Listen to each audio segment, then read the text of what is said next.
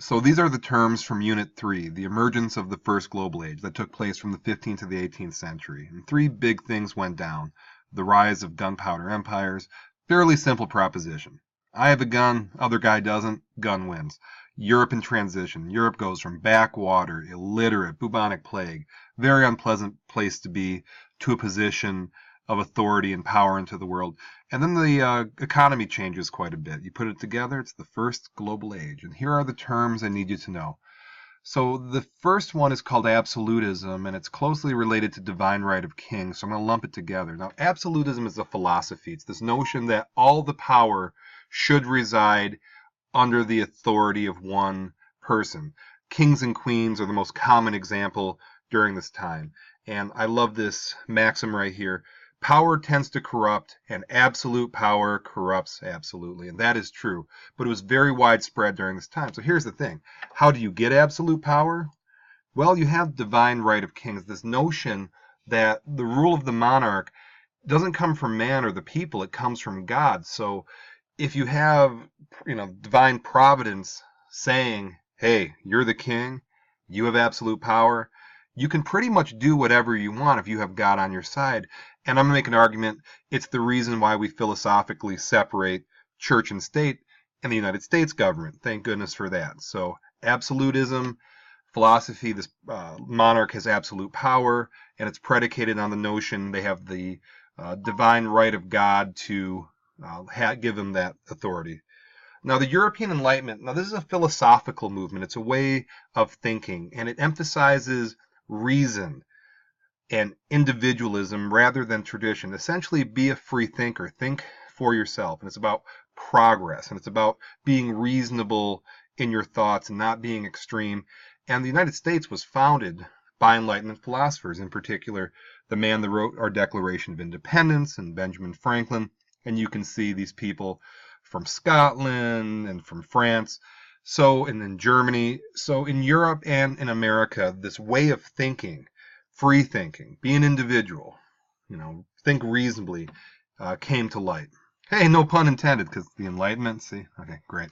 All right, the Age of Discovery and Exploration. During this time, European nations traveled, and it starts with Columbus in 1492, and when he winds up in Hispaniola, establishing the first permanent European presence in the Americas. And then all of a sudden we see Portugal, we see England, we see France, we see Spain, we see the Netherlands, and they are getting into boats and they are traveling.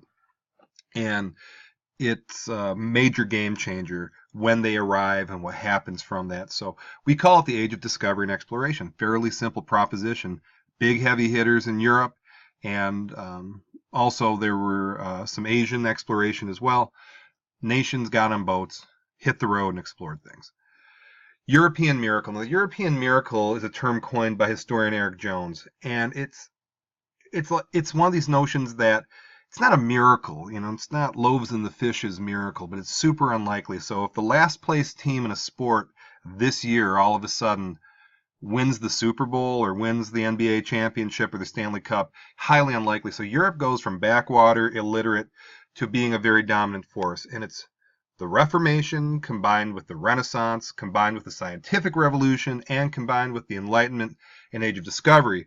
You put it all together, you get the European miracle. Europe goes from last to first, if you will, in a very simple way. And that's what happened during this time. Now, a nation state. Now, this is a new term where it's the first time people start seeing themselves as part of a bigger fabric and common language, common heritage. It's this idea of being a citizen of a country, not a kingdom or a dynasty or an empire or a fiefdom, that kind of thing. So it's the infancy of what we consider to be a modern country. And this happened during this time. Protestant Reformation. Now, this is a game changer. Now, this man here, Martin Luther, who was a very devout monk, was very upset by some of the practices of the Catholic Church, in particular, selling of indulgences. And he wrote down on a piece of paper, 95 Theses. He nailed it to the church's door. He stood before the Diet of Worms, and they excommunicated him. But these 95 theses were put into a printing press, spread all throughout Europe, and some people agreed with them. They became Protestants. Some disagreed with them. They remained Catholics. But the moral of the story is Martin Luther said, read the Bible in the vernacular. Read it in your own language. A lot of people couldn't read, so they said, hey, you got to read that Bible. You have to learn how to read.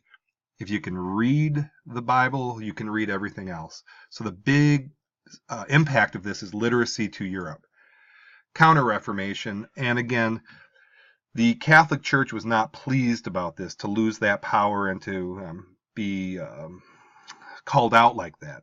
And there's a Counter-Reformation where Catholics fought Protestants into this tense split that went on within Christianity for some time. In fact, in some parts of the world, Northern Ireland in particular, it's still there. So that's the Counter-Reformation. Catholics who were not pleased with the Reformation. And the Renaissance. Renaissance were a good time. This is good art, fantastic science, good music, philosophy, politics, architecture. It's this notion that life is short and let's live it up. It's a rebirth, and it started in Italy and it spread throughout Europe. And it's this notion that we need to find beauty in our existence. Let's create. And that's a fairly new way of looking at things. And the Renaissance produced all sorts of fantastic, all the stuff I just mentioned, Da Vinci and Michelangelo and all that kind of, the Ninja Turtles, right? Renaissance. Scientific revolution. People stopped believing in hocus pocus, mumbo jumbo, tarot cards and palm reading and that kind of thing, and they embraced science and evidence. And we see the rise of modern physics and astronomy and biology and chemistry, and people used science to explain the world instead of myth or fables or that kind of thing. And we see, Copernicus, and we see Newton, and we see Galileo changing the way we see the world.